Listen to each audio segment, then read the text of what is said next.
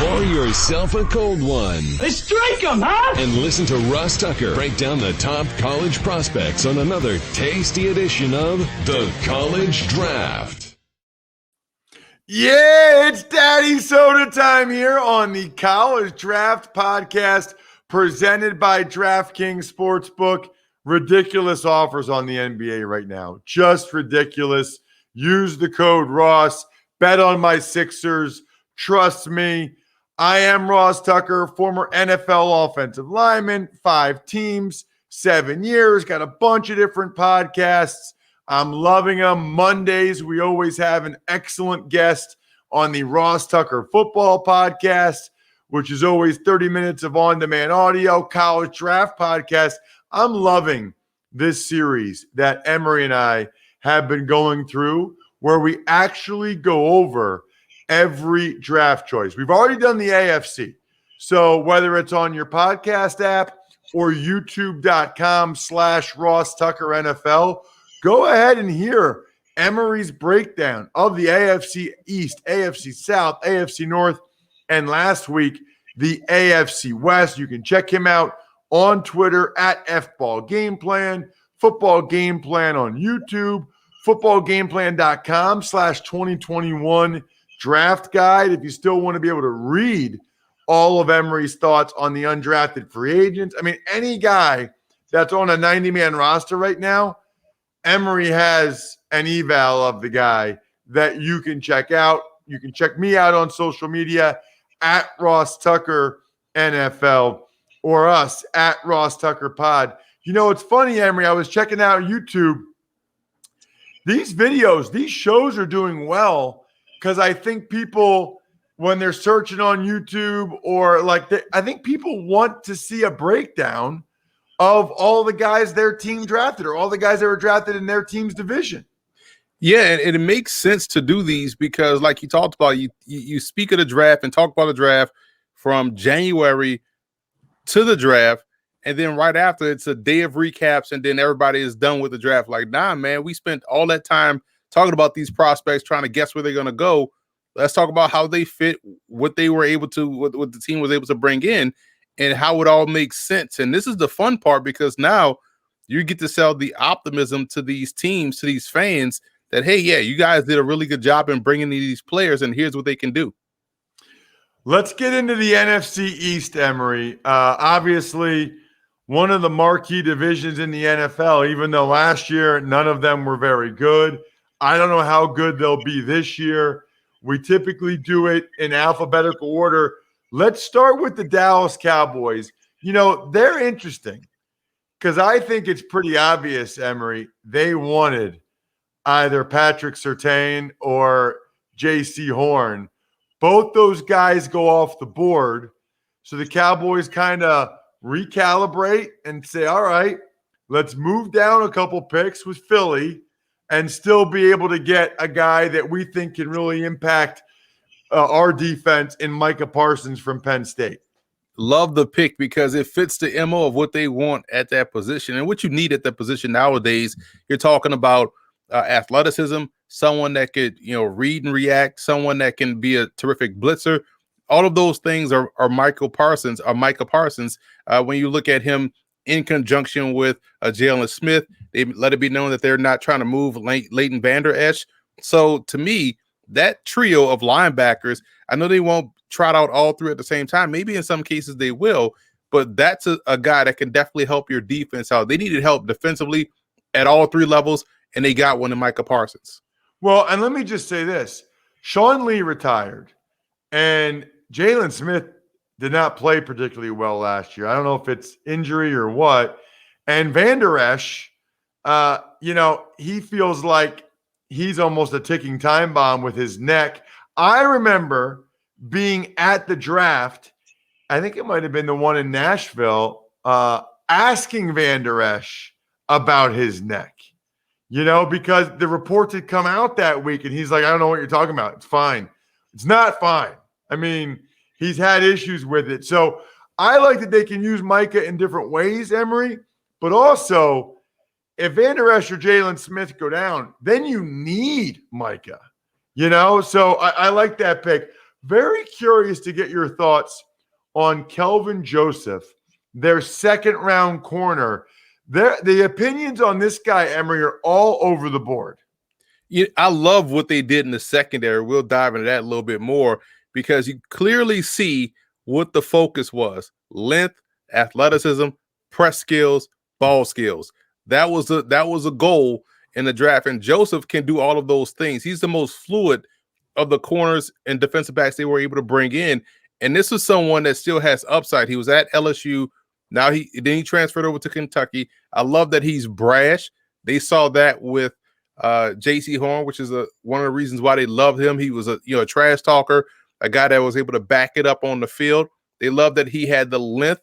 They saw that with Patrick Surtain. They saw someone that could run with anybody. They saw that with both Surtain and Horn. So they saw a lot of the same things in Joseph. That's why they took him in the second round. They said, okay, we can go now and get Parsons in the first. We missed out on the two top corners that we wanted, that had the traits that we wanted.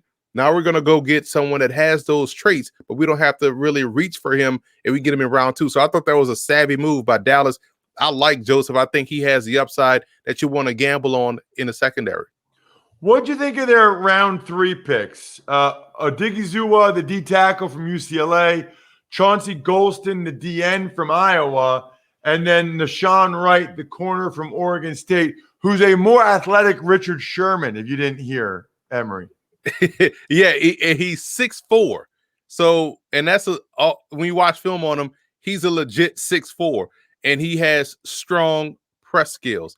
The press skills are phenomenal. That was his best trait when I scouted him or graded him on film or evaluated him. Golston and Odighizuwa to me are more depth pieces. I love the activity with his hands in Golston.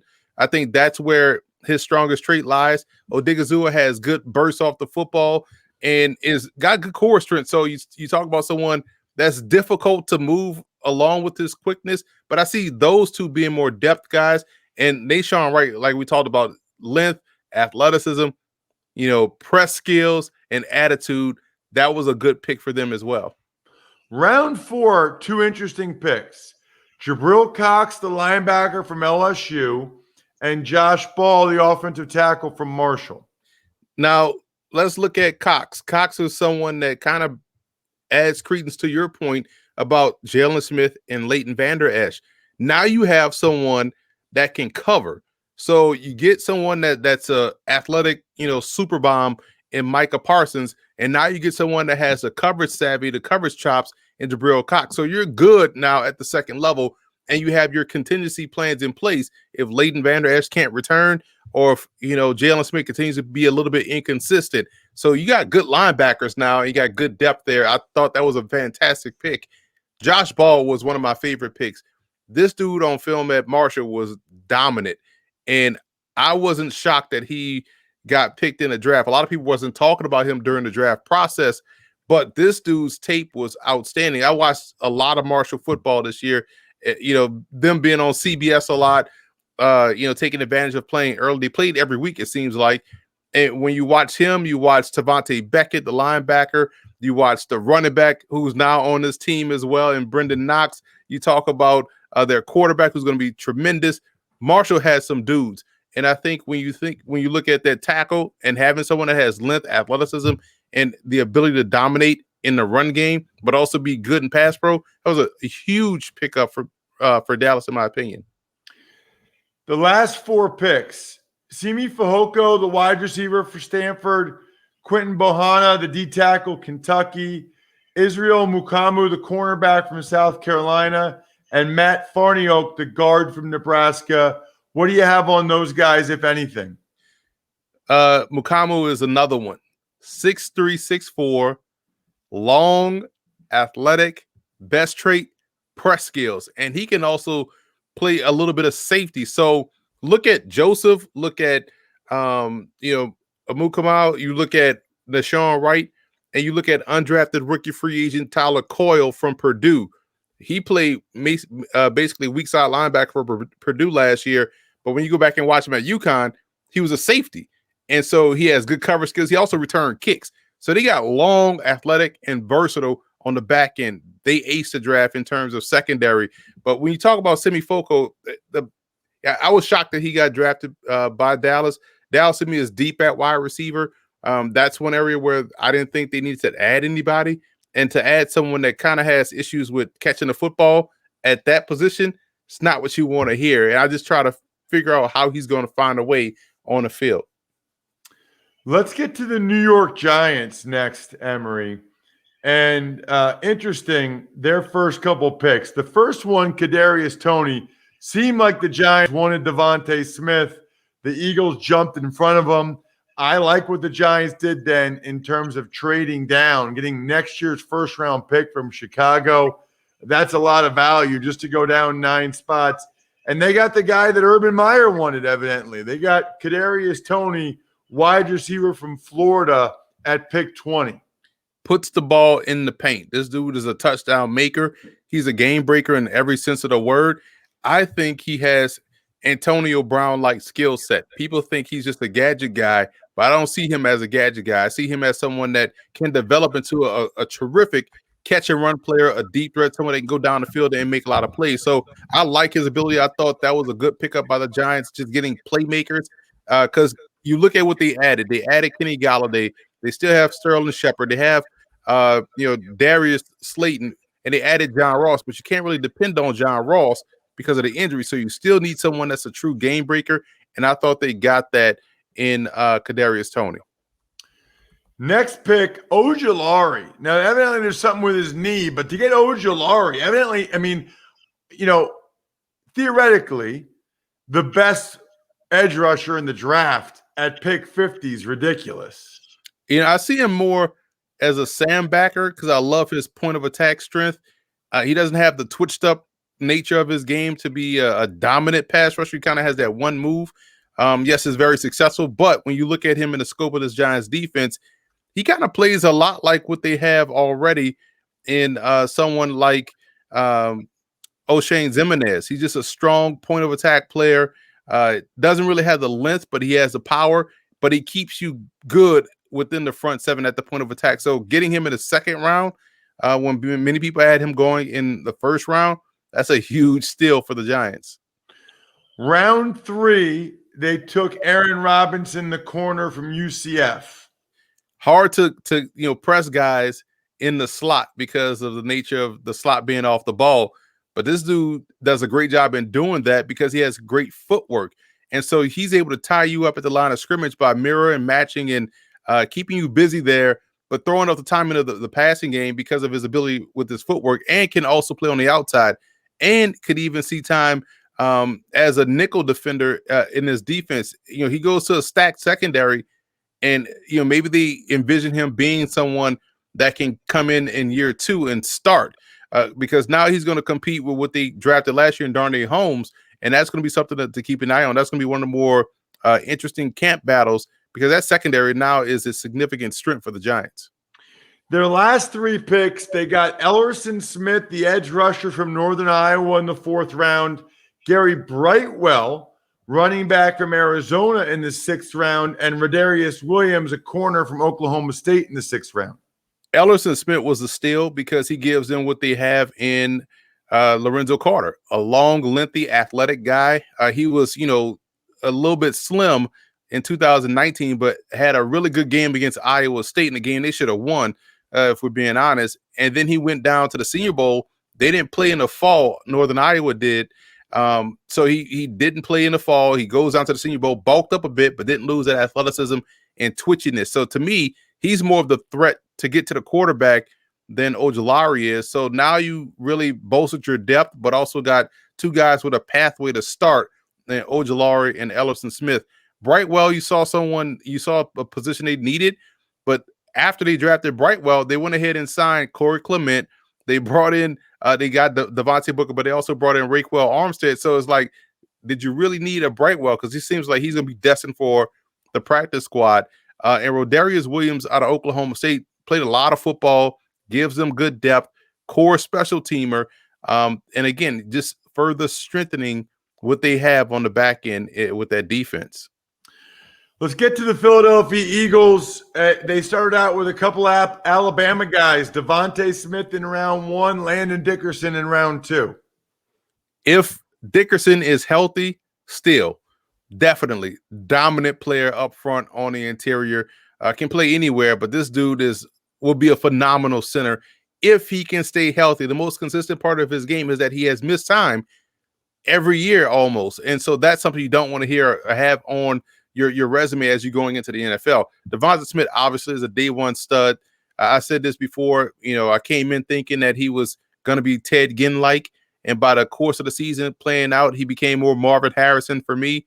And I ended up with that as the comp, and how well he's able to run routes, isn't afraid of going over the middle of the field, shows good savvy and finding soft spots in zones while also being a good game breaker with the ball in his hands. Home run hit right there for the Philadelphia Eagles. Next couple picks, Milton Williams, the D tackle from Louisiana Tech, and Zech McPherson, a corner from Texas Tech.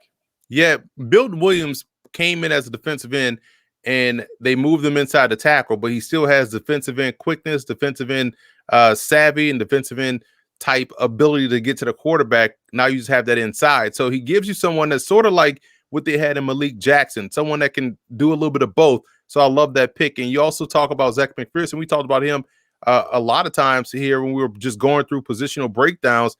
Texas Tech's defense has had some really good players the last 2 seasons, one being Jordan Brooks, who went in the first round, and Broderick Washington, who I think went later in the draft or undrafted, but found a good role with Baltimore as well on the inside as a defensive lineman. But McPherson has good ball skills. He's a good open field tackler, very good instincts, and all of those things that you want in the secondary. And that's a position where, Philly needed help, and they got someone that I think it was really good in McPherson.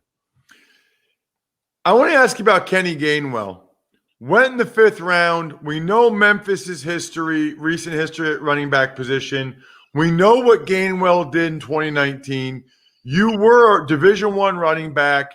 It's the position that you might evaluate the best. Why did Gainwell not go till the 5th round, Emory? I think we saw something that was interesting in the draft. We didn't see that run on running backs early like we usually see a 2nd round, 3rd round. We saw Michael Carter go in the 4th round. You know how I felt about his game, and Gainwell just kind of, fell into, line with that. What's interesting about where he landed, though, is he is going to a spot where they love guys that don't need volume.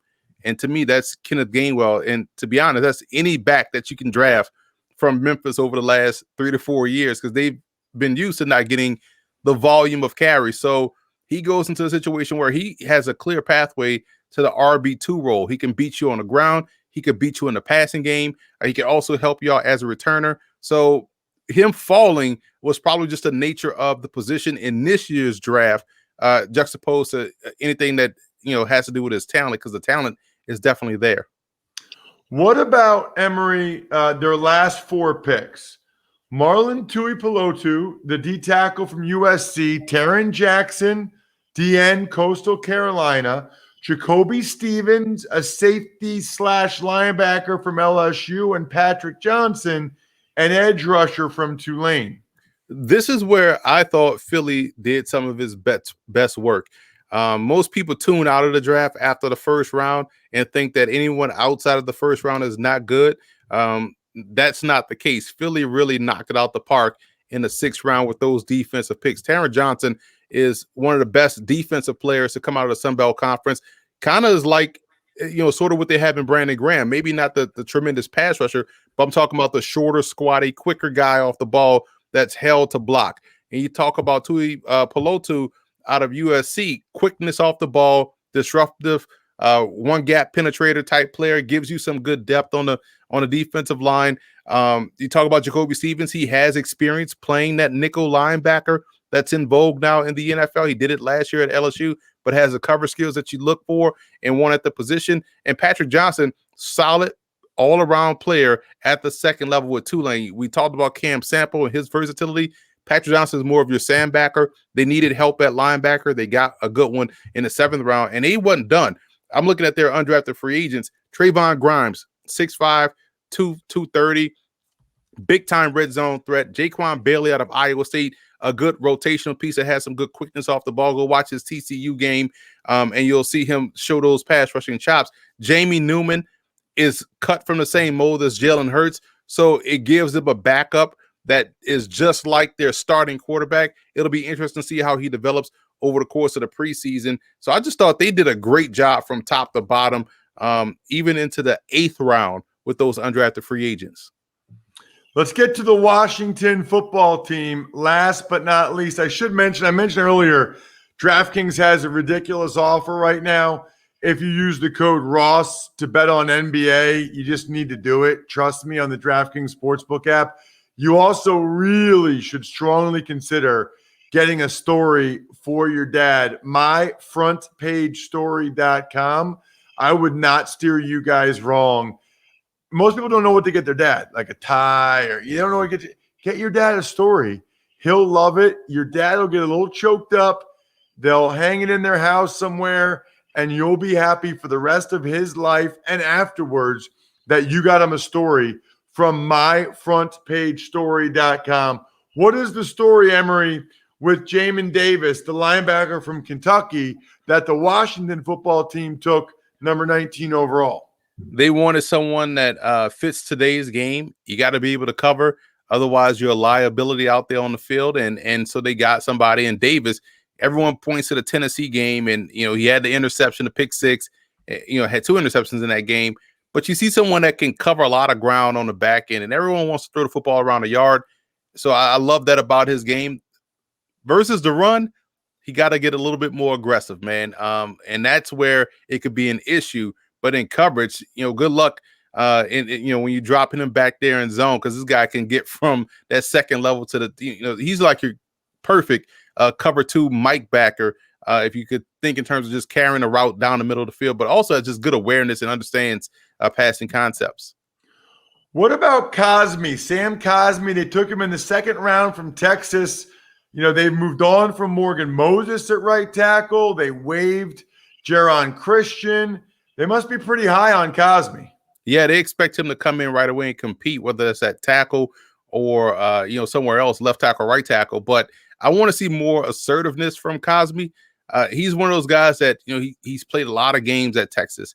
But sometimes when you watch him, you want to see that nastiness that you see from offensive linemen. And I'm usually making fun of these guys online that post clips of offensive linemen finishing cornerbacks. Of course he's going to roll a doggone nickel corner, but you want to see that effort from defensive linemen or linebackers. And I think Cosmi has good talent, has good technique, but you just want to see that assertiveness show itself more often. At times he does it, but you want to see that consistently if he's going to be a stud at the next level. Then we get to round 3. Benjamin St. Juste and De'Ami Brown. Long, lengthy, athletic, and St. Juste. He could still fill out his frame, but I thought, what he showed at the Senior Bowl was impressive. He's someone that could mirror and match, play press really well, understands where the ball is not afraid by the ball in the air. He's 6'3", so he's able to make those. He's able to shrink those passing windows. Another one of these lengthy cornerbacks that we saw go very early in the draft. So I love the pick because they needed depth on the perimeter out there. And De'Ami Brown, I think, is the best deep ball receiver in the draft. When you think about the deep ball, you think about someone that is going to catch that football 10 times out of 9, right? You want to see someone that you just know that ball is caught. People question his hands, but when you watch him and watch the drops happen on anything that's coming back to the football. Your comebacks, your curls, your stop routes. That tells me that he has late hands and also seeing the ball late. So you'll see him when he catches the ball on those shorter routes that are coming back to the football. You'll see him catch the middle or the back part of the ball. So that tells you he's seeing it late or getting his hands up late. So if you're getting hit at the same time, that ball is coming out. But when you see him go deep down the field where he has to track and run underneath it, he has time to get his eyes in the right place, his hands in the right place. And that's why he's able to make those receptions every time. So if he's going to, get better in a short game, then you're talking about him living in front of the jugs machine to train his hands to get up quicker, to train his eyes to see it faster, find the point faster, and get his hands in front of the football. So I had no issues with his hands. I thought he was tremendous in that regard. You got John Bates, a tight end from Boise State in the 4th round. Derek Forrest, a safety from Cincinnati in the 5th round. Yeah, I'm interested to see how Bates fits into this offense. I think they saw good progress from Logan Thomas, and he's going to be their tight end. Maybe they view Bates as someone that could be a solid inline guy that could help aid their run game. And Forrest, to me, we talk about players coming from programs sight unseen, and I'm sold on. If you told me you got a defensive back from Cincinnati, I don't have to see his tape. All right, good, take him, because I know he can play. And Forrest was someone that was impactful this year for the Bearcats. He's a good safety that drives well on the football.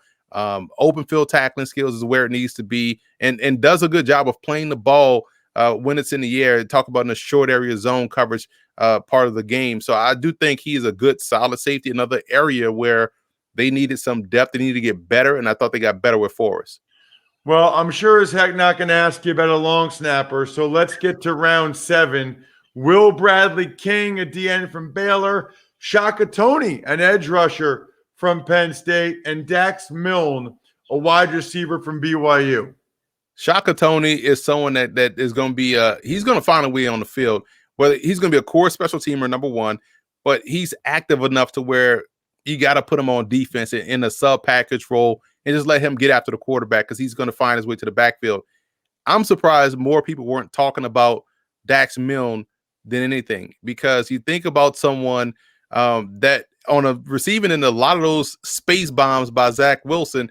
This dude was saving Wilson a lot of times with how he's able to go up and make these contested catches. So I thought those 2 receiver picks of Brown and Milne were excellent. And William Bradley King, depth piece. They needed, somebody to help keep that rotation strong. I'll be interested to see how he fits in the rotation with Washington. Next week, we will dive into the NFC North. I cannot wait. Make sure you check out this man on social media. It is so awesome to have a guy that can go over every draft choice and has insight into all of them. I'm taking notes while we're talking. At FBall Game Plan on Twitter, Football Game Plan on YouTube. Certainly check us out on YouTube. We got all the highlight clips and the full show. YouTube.com/Ross Tucker NFL. I'm at Ross Tucker NFL. At Ross Tucker Pod is the podcast network's handle.